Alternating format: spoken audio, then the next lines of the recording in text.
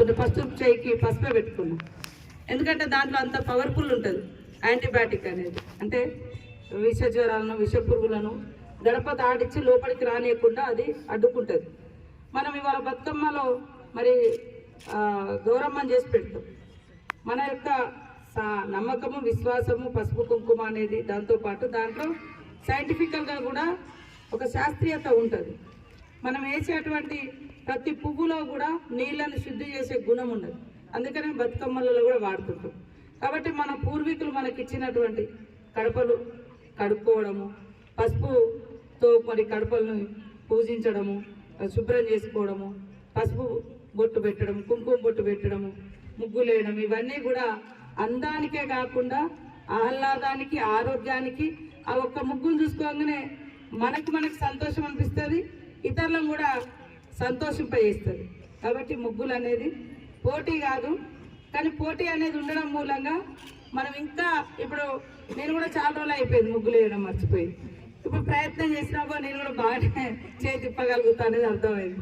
కాబట్టి మా అక్కలు చెల్లెలు అందరూ కూడా మనమందరం కూడా మనకు పూర్వీకులు ఏదైతే ఒక ఆచారంగా ఇచ్చినా దాంట్లో ఉన్నటువంటి అద్భుతాన్ని ఆరోగ్యాన్ని ఆదర్శాన్ని మాత్రం మర్చిపోకుండా మరి కంటిన్యూ చేద్దామని ప్రతి సంవత్సరం సంక్రాంతికి ఆంధ్రజ్యోతి వారు నిర్వహించేటువంటి ఇలాంటి పోటీలు ఇంకా ముందు కూడా జరగాలని మనస్ఫూర్తిగా కోరుకుంటూ ఆంధ్రజ్యోతి యాజమాన్యానికి అదేవిధంగా ఆంధ్రజ్యోతి పత్రిక టీవీ ప్రేక్షకులకు వీక్షకులకు మరి స్టాఫ్ అందరికీ పేరు పేరున సంక్రాంతి శుభాకాంక్షలను తెలియజేస్తూ తెలుగు వారు ఎక్కడున్నా ఈ పండుగను 2 రాష్ట్రాలతో పాటు ప్రపంచంలో ఎక్కడున్నా కూడా చాలా అద్భుతంగా నిర్వహించుకునేటువంటి పండుగ, జరుపుకునేటువంటి పండుగ.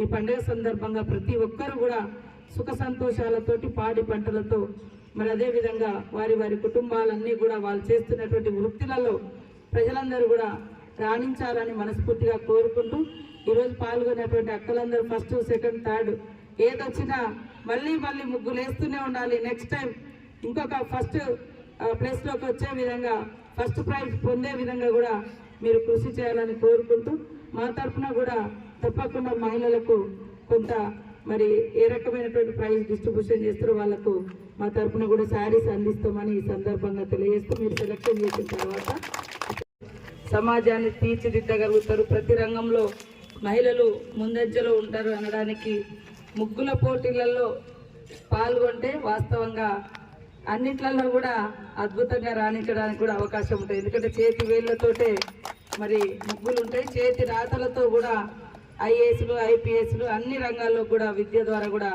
రావడానికి ఆస్కారం ఉంటుంది. కాబట్టి ఈరోజు మన సంస్కృతి సాంప్రదాయాలను గుర్తుపెట్టుకొని మరి ముత్యాల ముగ్గుల పోటీ ఏర్పాటు చేసినటువంటి ఆంధ్రజ్యోతి యాజమాన్యానికి ఇక్కడ స్టాఫ్ రిపోర్టర్గా ఉన్నటువంటి సోదరుడు రాకేష్ గారికి మరి అదేవిధంగా డిఆర్డిఏ పీడీ గారికి ఈ యొక్క ముగ్గుల పోటీకి పార్టిసిపెంట్స్గా ఉన్నటువంటి సపోర్టర్స్గా మరి కెనరా బ్యాంక్ వారికి కూడా అదేవిధంగా ఈ పోటీలో పాల్గొంటున్నటువంటి మా అక్కలకు చెల్లెలకు పెద్దలకు మద్దతుగా వచ్చిన మా అన్నలకు పత్రికా మీడియా సోదరులకు పేరు పేరున హృదయపూర్వక సంక్రాంతి శుభాకాంక్షలను తెలియజేస్తా ఉన్నాను.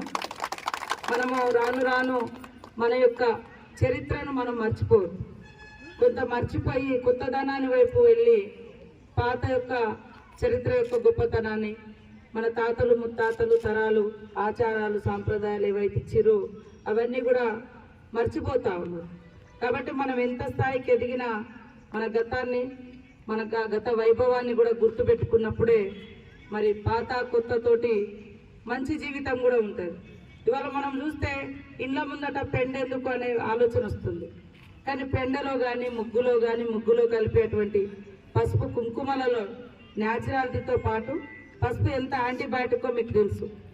కాబట్టి పసుపు చిన్నప్పుడు మనము దేవుళ్ళ దగ్గర పోతే నేనైతే ఆ దేవుళ్ళ కాడికి పోతే పసుపు వేసి నీళ్ళు తాగించి తెల్లారి వరకు జ్వరం పోతుంది. అది ఇప్పటికి కూడా నేను ఫాలో అవుతున్నాను. ఫస్ట్ నాకు ఇప్పుడే ఇందాక ఒక